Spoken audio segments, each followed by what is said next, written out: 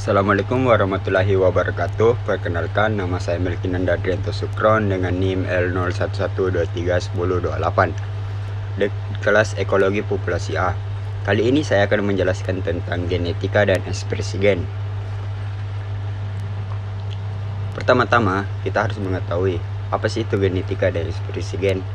Nah, genetika adalah cabang ilmu yang mempelajari bagaimana sifat-sifat diwariskan dari satu generasi ke generasi berikutnya, yang dimana fokusan utamanya itu terletak pada gen, DNA, dan kromosom, yang dimana ini berperan penting dalam pewarisan sifat tersebut. Gen berfungsi sebagai unit pewaris yang menyimpan instruksi biologis, DNA menjadi molekul pembawa informasi genetik, dan kromosom itu sendiri merupakan struktur yang membungkus DNA di dalam inti sel sehingga tetap terorganisir dengan baik.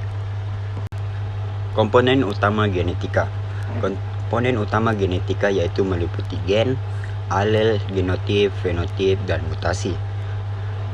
Gen adalah segmen DNA yang mengandung kode untuk membentuk protein tertentu, sedangkan alel merupakan bentuk alternatif dari satu gen yang menentukan variasi sifatnya.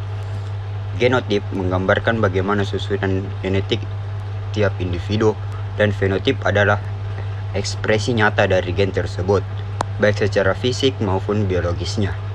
Sedangkan mutasi yaitu terjadi ketika urutan DNA mengalami perubahan yang dapat menyebabkan variasi genetik di antara suatu individu.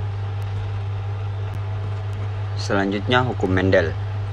Yang pertama itu Gregor Mendel merumuskan dua hukum dasar pewaris sifat, yaitu sekresi dan hukum asosiasi bebas. Hukum sekresi ini menyatakan bahwa pasangan gen akan memisah secara acak saat pembentukan gamet, sehingga setiap gamet membawa satu alel dari setiap pasangan.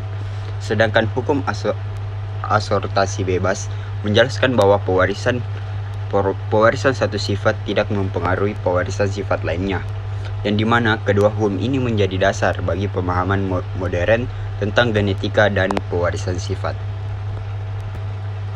Ekspresi gen. Ekspresi gen adalah proses di mana informasi genetik dalam DNA digunakan untuk membentuk produk fungsional yang biasanya berupa protein.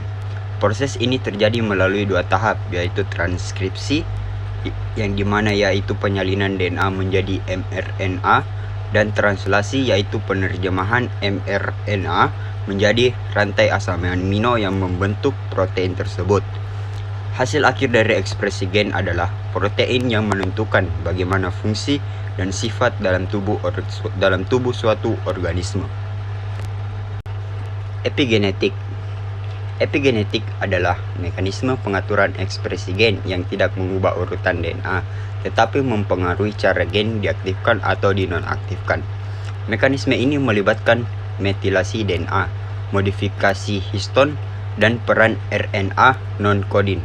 Faktor lingkungan seperti pola makan, stres, dan paparan kimia dapat mempengaruhi perubahan epigenetik, dan menariknya, beberapa di antaranya dapat diwariskan ke generasi berikutnya tanpa perubahan urutan DNA ini.